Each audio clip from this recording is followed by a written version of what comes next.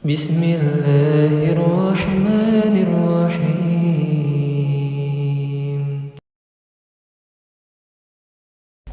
Assalamualaikum warahmatullahi wabarakatuh. Waalaikumsalam warahmatullahi wabarakatuh. Ustaz bertanya, apa hukum menikah dengan laki-laki atau wanita yang dia tidak mau sholat atau masih suka meninggalkan sholat dan masih berbuat syirik, datang ke dukun, paranormal, orang-orang pintar, ya, nah ini, atau masih percaya dengan jimat-jimat rajah dan yang lainnya. Ini bagaimana menikah dengan orang yang seperti ini? Ada satu ayat yang menjelaskan tentang larangan menikah dengan orang-orang musyrik, baik laki-laki maupun perempuan. Dia musyrik, ya, menyekutukan Allah, dalam hidupnya menyekutukan Allah. Ini bagaimana? Maka kalau kita buka di dalam Al-Quran, ya, di dalam surat Al-Baqarah, surat yang kedua, ayat yang 221, nanti bisa dibuka di rumah, ya. Allah Ta'ala menjelaskan, wala tangkil musyrikati hatta yu'min, wala tungkihul musyrikati hatta yu'min, wala amnatum mu'minatin khairum min musyrikati walau a'jabatkum, ya, wala tungkihul musyrikina hatta yu'minu, wala abdum mu'minin khairum min musyriki walau a'jabakum, ulaika yad'una ilan nar wallahu yad'u ilal jannah wal maghfiratu bi'idnih wa yubayyinu ayati lin-nasi la'allahum yatadhakkarun. Untuk jawabannya adalah bisa dilihat dalam surat Al-Baqarah 221. Allah Ta'ala mengatakan, jangan sekali-kali kamu menikah dengan wanita-wanita musyrik sampai dia beriman. Wanita mukmin meskipun dia budak, amah itu adalah budak, ya, budak, bukannya merdeka, dia beriman. Engkau nikahi dia setelah dia merdeka, engkau nikahi. Khairum min musyrikah walau a'jabatkum. Budak wanita yang beriman kamu nikahi setelah kamu merdekakan itu lebih baik, meskipun dia hitam kulitnya, pesek, nggak bangir, nggak cantik, nggak kaya, dia beriman, itu lebih baik kata Allah daripada wanita yang cantik, putih, molek, kaya, terkenal, punya jabatan, punya status sosial yang tinggi, tapi musyrik. Meskipun dia membuat kamu kagum, wah cantiknya luar biasa, musyrik, ya, musyrik. Ini nggak ada harganya di hadapan Allah, nggak ada nilainya dia. Bahkan dia lebih buruk daripada binatang kata Allah. Nggak percaya? Surat Al-Baqarah 98 ayat yang ke-6.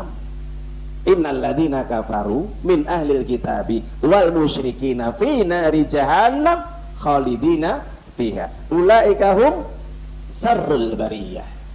Sesungguhnya orang-orang ahlul kitab, Yahudi, Nasrani, kafir dia dan musyrik, tempatnya neraka jahanam kekal di dalamnya. Kalau tidak bertobat, beriman, kekal di dalam neraka selama-lamanya. Itulah seburuk-buruk makhluk kata Allah, na'udzubillah. Jadi tidak ada makhluk yang paling buruk kecuali siapa? Orang kafir dan orang musyrik. Coba, ini di hadapan Allah aja nilainya buruk, hina, kok dinikahi? Na'udzubillah, ya. Ingat, hati-hati, ini bagi para remaja-remaja ini, ya, jangan tersilau, terpesona dengan kecantikan. Itu kan kulit, nanti kalau sudah tua peot, ya, nah itu. Jangan takjub, terpesona hanya dengan casingnya. Perhatikan imannya. Secantik apapun, setampan apapun dia, kalau dia musyrik dan tidak mau ibadah kepada Allah, hina di hadapan Allah, nggak ada nilainya. Ini ayat ini turun kepada sahabat yang ingin menikahi wanita yang musyrik kaya raya. Turun ayat ini. Lebih baik kamu nikahi aja budak kamu itu yang beriman dia, bebaskan dia, nikahi dia. Kamu dapat 2 pahala. Pahala membebaskan budak karena dia bebas, dan kamu nikahinya. Subhanallah. Itu. Kenapa? Kalau sampai kita menikah dengan laki-laki wanita musyrik, na'udzubillah min dzalik, ngajak ke neraka. Ngajak ke neraka kata Allah. Dan jangan sekali-kali menikahkan anak-anak kita. Ingat, anak-anak kita, laki-laki perempuan, kepada wanita-wanita atau laki-laki yang musyrik, yang mereka tidak pernah ibadah kepada Allah, menyekutukan Allah. Hati-hati Bapak Ibu, ya. Jangan sampai memilih untuk anak kita pasangan yang mereka adalah tidak pernah ibadah kepada Allah, tidak pernah menyembah Allah, apalagi sholat. Bagaimana Bapak Ibu? Sama. Syekh Shalaimin mengatakan orang tidak sholat juga sama. Orang yang tidak sholat kalau sampai dia meninggal dunia musyrik, kata Syekh Shalaimin ini. Dan saya bintas, musyrik. Kalau dia tidak sholat, tidak bertobat. Bagaimana pernikahan mereka? Jelas zina. Na'udzubillah. Ya, jadi itu yang saya sampaikan dari pertanyaan. Jadi hati-hati. Maka Allah itu mengajak kita untuk masuk surga. Allah itu sayang, ridho kepada kita, anak-anak kita, keluarga kita. Jangan sampai kita menikah, memilih pasangan hidup kita yang tidak pernah mau memuliakan, mengagungkan Allah, beribadah kepada Allah, sujud kepada Allah. Jangan sampai terjadi. Kasihan anak keturunan kita, nanti akan mengikuti orang tuanya, mengikuti bapak-bapak dan ibu-ibunya yang tidak ibadah kepada Allah. Jelas? Karena anak itu mengikuti tingkah pola orang tuanya. Kalau orang tuanya nggak ibadah, pasti anaknya nggak ibadah. Jelas itu. Kalau orang tuanya nggak mau sholat, nanti suatu saat anaknya juga tidak mau sholat. Kenapa? Karena anak akan mengikuti cermin bagi orang tuanya. Kecuali mereka yang mendapat rahmat dan ridho dari Allah, alias mendapat petunjuk. Ya ayyuhalladzina amanu